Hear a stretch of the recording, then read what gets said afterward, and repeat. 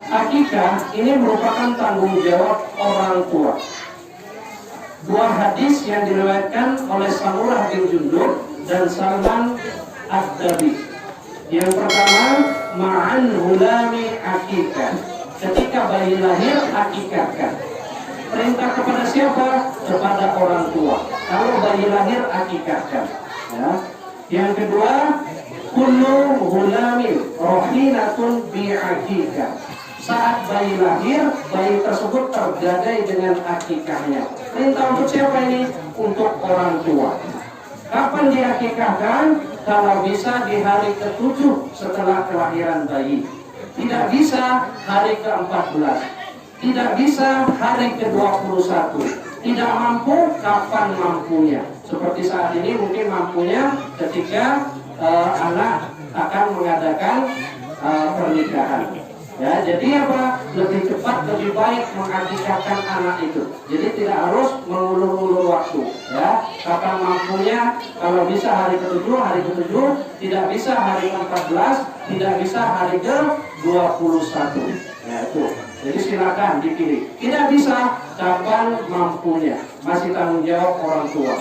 Jangan sampai nanti di akhirat kita akan dituntut oleh anak-anak kita.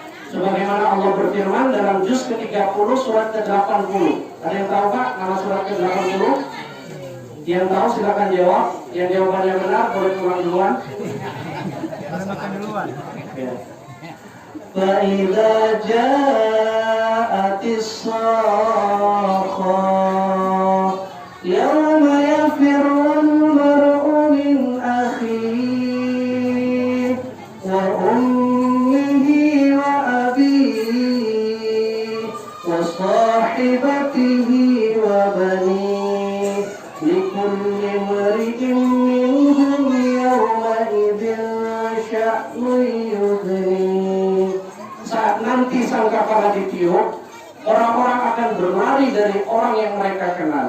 Suami lari dari istri, istri lari dari suami, anak lari dari bapaknya, bapak lari dari anaknya. Kenapa mereka berlari? Karena ketika di dunia mereka tidak menunaikan kewajibannya sebagai orang tua. Salah satunya apa? Mengakikahi anaknya, padahal mampu. Kecuali tidak mampu, maka tidak menjadi kewajiban. Ya, tidak menjadi kewajiban. Ya, maka kita sebagai orang tua, ayo kita akikahkan anak kita. Pak Ustaz, kambingnya apakah harus jantan? Kata orang harus jantan. Orangnya yang mana? Ya.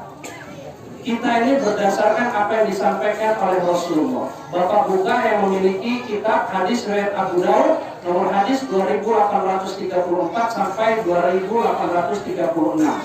Riwayat hadis ya dari Ummu Qurs As-Sa'diyah, ma'al hulami syatani wa 'anil unsa satun.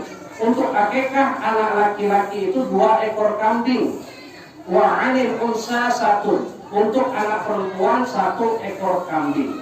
La yadurrukum dzukrana aw inatha. Tidak masalah kambingnya betina ataupun kambing jantan. Kata Rasulullah dalam hadis, kalau kata orang harus kambing betina, orangnya yang mana? Ya, apakah orang tersebut lebih baik dari Rasulullah ataukah tidak? Rasulullah saja memperbolehkan. Mau kambing betina sah, ya, mau kambing jantan sah. Yang penting jangan kambing orang dikali, ya. Nah, itu tidak boleh, ya. Nah, boleh, ya. Tapi kalau ditanya mana yang lebih bagus, kambing jantan ataukah kambing betina, jelas yang lebih bagus kambing jantan. Tapi kembali lagi menyesuaikan ekonomi kita masing-masing. Jadi akikah itu artinya menyembelih kambing atau yang sejenisnya, yaitu domba, ya, domba.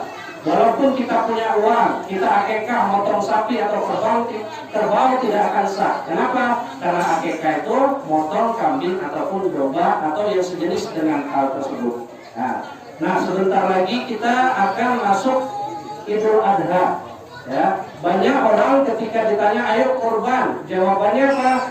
Belum akikah Pak Ustadz, nanti akikah dulu. Sementara apa? Tidak ada hubungan antara korban dengan akikah. Itu tidak ada hubungannya. Jadi jangan kita tidak korban karena tidak berakikah. Beda dengan sholat dan wudhu. Sholat dan wudhu saling berkaitan. Ya. Tidak wudhu maka tidak sah sholatnya. Tapi berkorban akikah tetap sah korbannya. Jadi jangan alasan ketika ditagih korban, oh belum akikah tidak, korban juga tidak. Nah, ya. Jadi ternyata kok nyari-nyari jalan-jalan, ya. Inna a'tainakal kautsar. Sungguh Allah itu telah memberi kalian nikmat yang banyak. Fasholli li rabbika wanhar. Maka sholatlah dan berkorbanlah. Ya, jadi syariat yang diajarkan, ya, akikah itu yang pertama menyembelih kambing, baik ya jantan ataupun betina boleh, dengan catatan kalau anak tersebut laki-laki harus 2, kalau anak tersebut perempuan 1, boleh lebih kurang jangan. Ya, itu syariat pertama. Yang kedua apa? Memotong rambut lalu menimbang dan disedekahkan dengan harga seharga perak. Ya, tapi kepada Luki jangan takut. Ya, setelah ini ada potong rambut. Ya, maksud potong rambut adalah rambut awal ketika lahir. Itu yang dipotong. Ya, lalu ditimbang. Misalnya timbangannya 3 gram, maka harga perak 3 gram berapa? Ya, misalnya 100.000, maka bersedekah 100.000 dengan berat timbangan rambut pertama, ya, bukan rambut yang sekarang. Jadi tidak ada potong rambut lagi sudah ini, ya, aman. Ya, pengantin laki-laki tidak usah potong-potong, ya, aman pokoknya. Ya, nah, jadi itu beberapa syariat. Jadi syariatnya itu akikah itu cuma 2, motong kambing sama gunting rambut, ukur dapat timbang sedekahkan, cuma itu. Masalah tadi yang seperti kita khatam Quran ataupun ada tempat lain berjanji, ini mungkin di tempat lain berbeda, seperti Pak Imam sampaikan, lain lubuk, lain lalat. Tapi kalau mana yang dikatakan akikah itu cuma 2, motong kambing, ya, sama cukur rambut dan sedekah, ya, seharga seberat dengan rambut tersebut. Nah, jadi itu sudah 10 menit, Pak. Oke, lagi. Udah lewat 30 detik lagi. Lewat 2 menit. 30 detik lagi. Ya. Nah, lewat 2 menit. Nah, lewat 30 menit. Ya. Ya.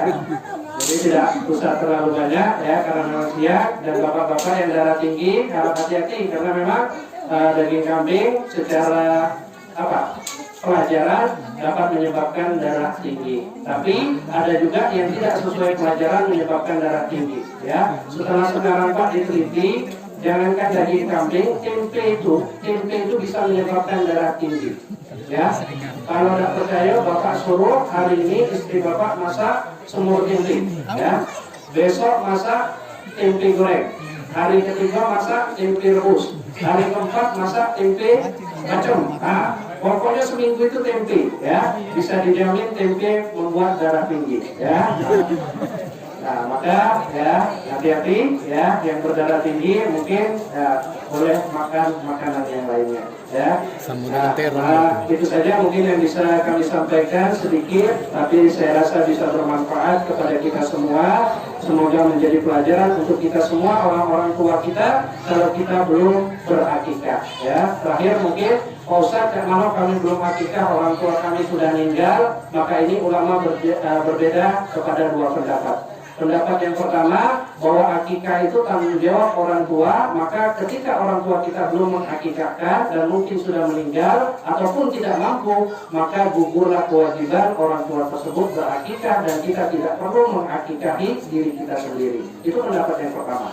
Pendapat yang kedua, boleh seseorang ketika sudah dewasa mengakikahi dirinya sendiri, sebagaimana Rasulullah mengakikahi dirinya sendiri. Ini 2 pendapat ulama. Saya tidak menganjurkan Bapak memilih mana yang Bapak merasa lebih tenang, silakan dilakukan. Kalau merasa tenang, belum akikah, saya pengen akikah sendiri, silakan. Tapi kalau orang tua saya dulu tidak mampu dan gugur kewajibannya, itu juga tidak masalah. Jadi ada 2 pendapat, silakan dipilih dan tidak usah ribut ketika ulama membedakan pendapat ini.